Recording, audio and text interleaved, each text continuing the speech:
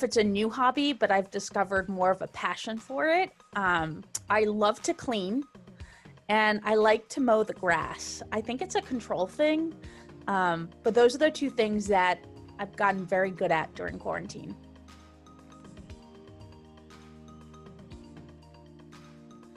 Too many. I really liked The Undoing, The Queen's Gambit on Netflix. And actually, I'm just starting season 1 of Grey's Anatomy. I've watched it before, but not for a very long time, so I'm getting back into that again.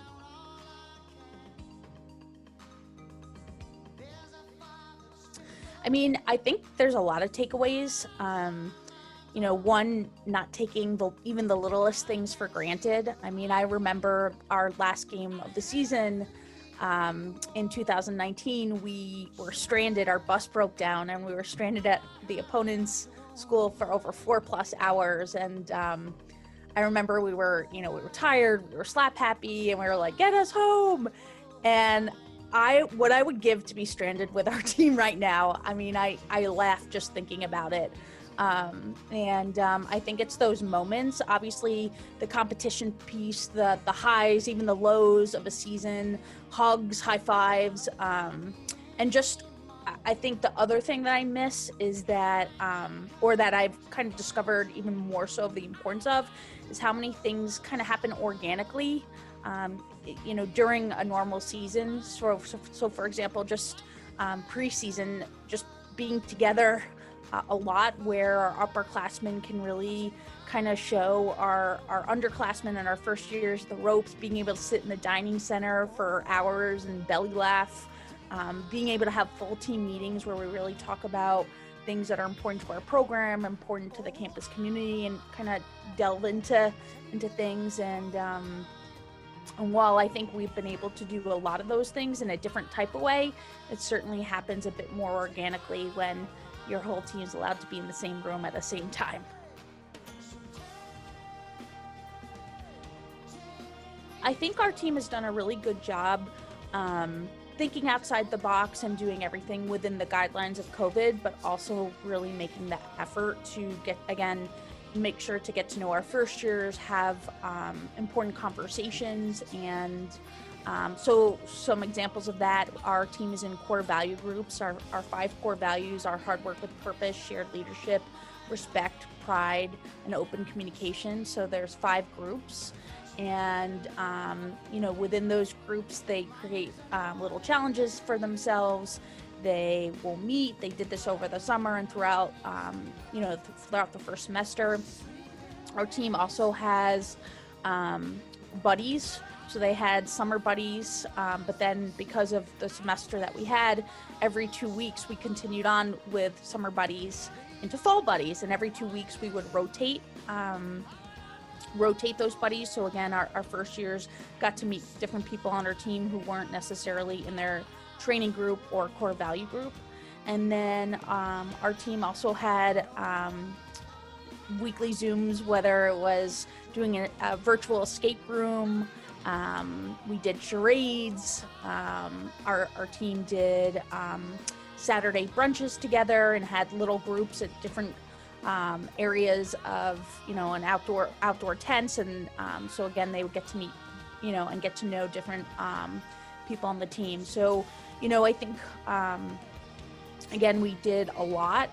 And within our training groups, one of the things that's important to us is shared leadership. So at the beginning of each week, we had each of our training groups, a different person kind of address the team and allowed different people, including our underclassmen, to have a voice and start our week off of training, motivated and hearing a different narrative and a different perspective. I touched on it before, but just like high fives, you don't even think about it, but high fives are such a big deal. And not being able to have that, or not being able to, so many of our players, and including myself as coach, when we say what lights you up, what fires you up, it's a physical play or getting stuck in on a tackle, and I think those types of things are things that I miss and take for granted. I think the funny team moments It was interesting because I felt like I had to share funny moments from each training session or each training groups to pass it along. Whereas it's really nice when in a practice, like something hysterical happens and the entire team is there to see it, be a part of it, and it's a memory. And I think those little subtle things are definitely things that I won't take for granted. I don't think I ever did take soccer Saturdays or game days for granted. I always have had a pretty good perspective on it and realizing that I have the best job in the world. But I'll tell you what, waking up on Saturday mornings this year was just not the same without having those excited butterflies and just feeling like today's the day. So lots of things to miss. Our team has done a really good job. I've learned that they can adapt and adjust, and they've showed their resilience. And they handled everything with kind of a glow with the flow mentality, and I really appreciated that. I mean, it's pretty hard to finally get in a routine of training sessions and then have all the times be changed, and thinking outside the box and being creative and ways to get to know your teammates better and create those relationships, since that's such a huge priority within our program.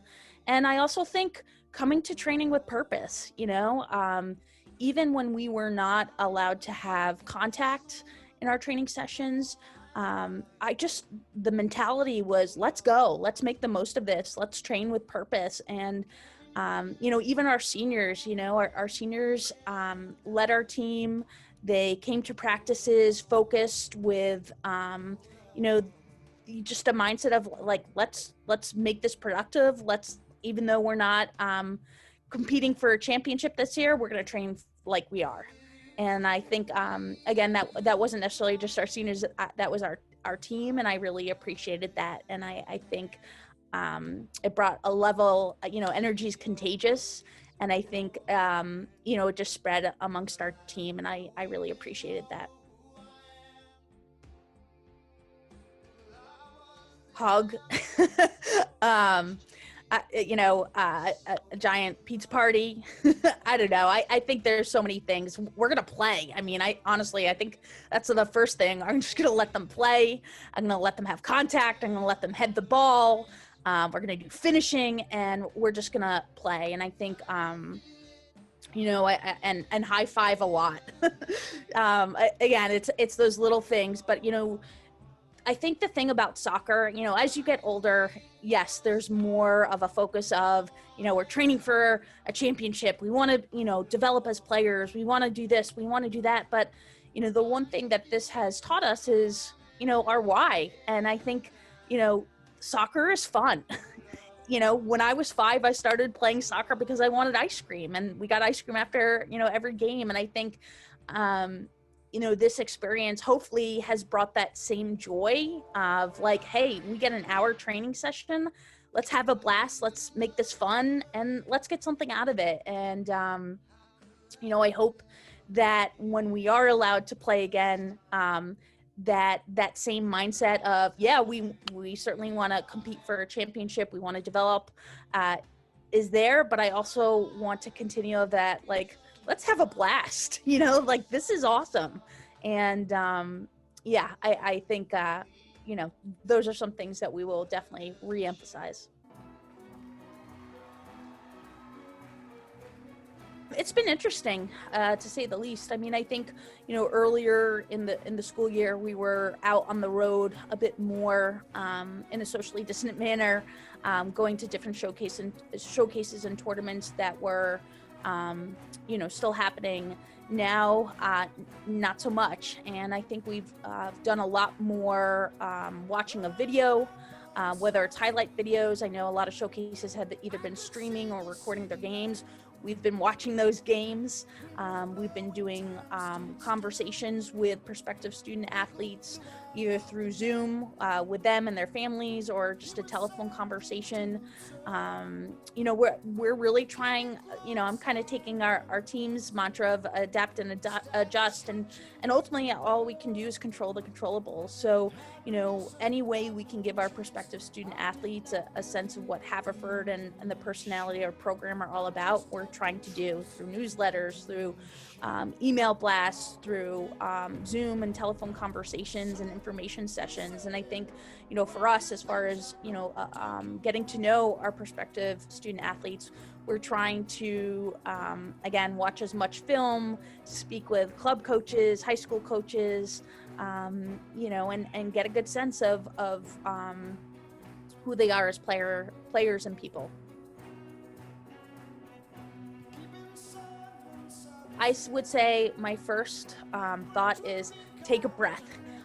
It's going to be okay. Everyone's going through this, and it's going to work out. And I think the biggest piece of advice is communication, right? I know it can be sometimes intimidating to set up a phone conversation or a Zoom with a college coach, but it'll be worthwhile in the end. And I think do what you can do to learn about the schools and soccer programs that you're interested in. Yes, there's a difference between a virtual tour versus being on campus in real life, but again, at least it'll give you a glimpse of things. Use this time productively, and again, I think open communication is really important. If you continue to send emails with academic and athletic updates, if you have new video, if you have anything to share, now's the time to definitely do that.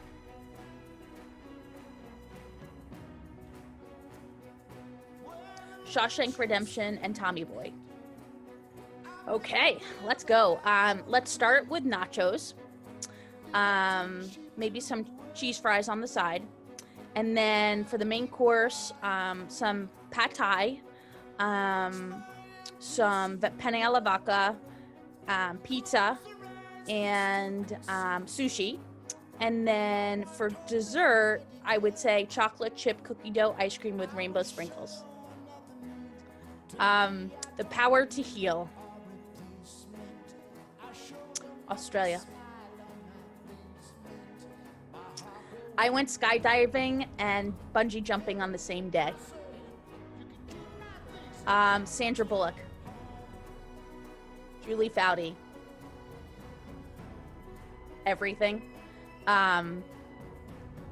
Probably putting out the cones maybe 2 hours before practice could be one of the things that I'm made fun of, but I'm sure there's other things as well.